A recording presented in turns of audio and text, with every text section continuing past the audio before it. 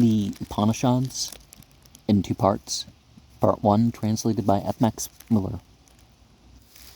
Khandogya Upanishad 5th Prapataka 11th Khanda. Prakina Sala Aupamanyava Satya Yagnya Palushi Indra Dyumna Balaveya Gana Sarkara Ksha and Buddhila Asvatarasve. These 5 great householders and great theologians came at once together and held a discussion as to what is our self and what is Brahman. They reflected and said, "Sirs, there is that Udalaka Arunne who knows at present that self called Vaisvanara. Well, let us go to him." They went to him, but he reflected, "Those great householders and great theologians will examine me, and I shall not be able to tell them all. Therefore I shall recommend another teacher to them." He said to them, "Sirs, Asvapata Kaikeya knows at present that self called Vaisvanara. Well, let us go to him." They went to him. When they arrived, the king ordered proper presents to be made separately to each of them.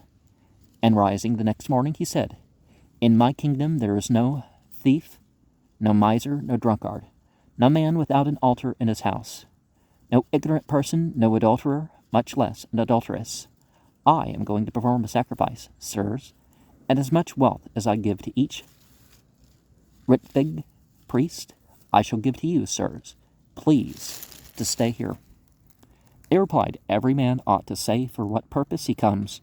You know at present that Vaisvanara self. Tell us that." He said, "Tomorrow I shall give you an answer." Therefore on the next morning they approached him carrying fuel in their hands, like students, and he, without first demanding any preparatory rites, said to them. And this same story of the 11th Khanda is found in the Satapatha Brahmana 10.6.11. Atman and Brahman are to be taken as predicate and subject.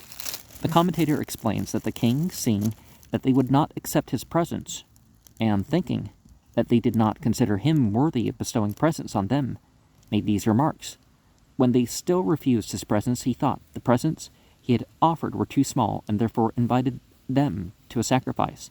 He was satisfied with the humility of the Brahmins, who being Brahmins came to him who was not a Brahmin as pupils.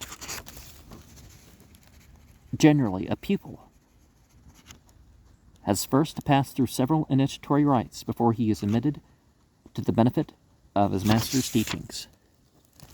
And one thing that we find sometimes too is that a certain level of spiritual person is not to receive charity.